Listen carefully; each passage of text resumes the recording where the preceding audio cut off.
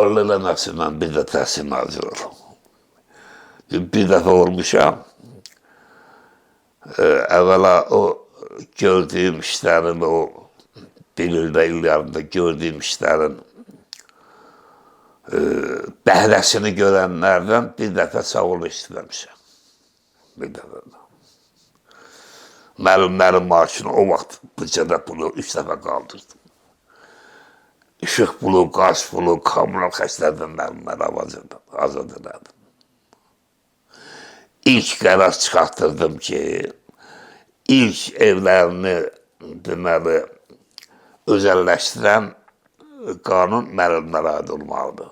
İlk dəfə müəllimlər elə. Çünki o vaxt hamı hökumət evində qalırdı. Və belə müəllimlər üçün nələr eləmədim. Bir yerdə eşitdiniz ki, desinlər, Firidun bəy, sağ ol, sən bunları elə.